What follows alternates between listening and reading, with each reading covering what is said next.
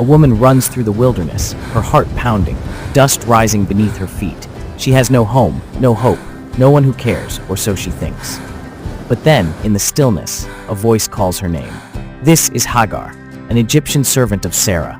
Once trusted, once favored, she had served Sarai well for years. But everything changed when Sarai and Abram grew desperate for a child. The Lord has kept me from having children. Sleep with my servant Abram. Perhaps I can build a family through her. Abram hesitates, but then he agrees. Hagar, unaware of how this decision will change her life forever, is chosen to bear Abram's child. And when Hagar conceived, everything changed.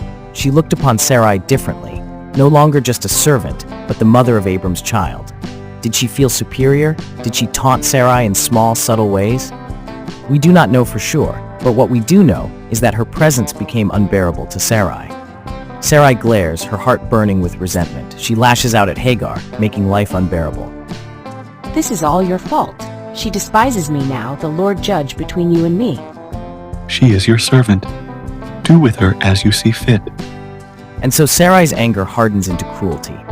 Hagar, once cherished, is now cast aside, treated like nothing, until one day she runs. Alone, afraid, uncertain, Hagar flees into the wilderness, not knowing where she is going, only knowing she cannot stay. Her breathing slows, but her eyes are filled with fear and exhaustion. She collapses near a small spring, desperate to. And then she hears it, a voice, clear as the wind, yet different, gentle, yet commanding.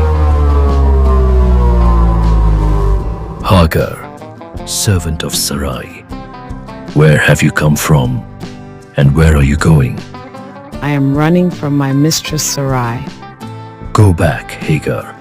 Submit to her, for I will bless your son. He will be strong.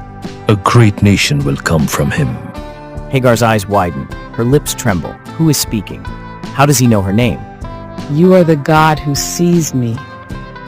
She expected judgment, but instead, she received a promise. Tears fill Hagar's eyes. She looks around, seeing no one, yet knowing she has been seen. For the first time, Hagar realizes she is not alone. She is not forgotten. She is seen. Her lips part, and she speaks words that echo through time. Have you ever felt forgotten, unnoticed, like no one sees your pain? Have you ever made mistakes, walked the wrong path, and wondered if it's too late?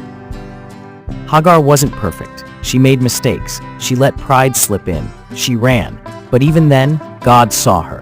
He called her by name. He didn't turn his back on her. He gave her hope for the future. And he sees you too.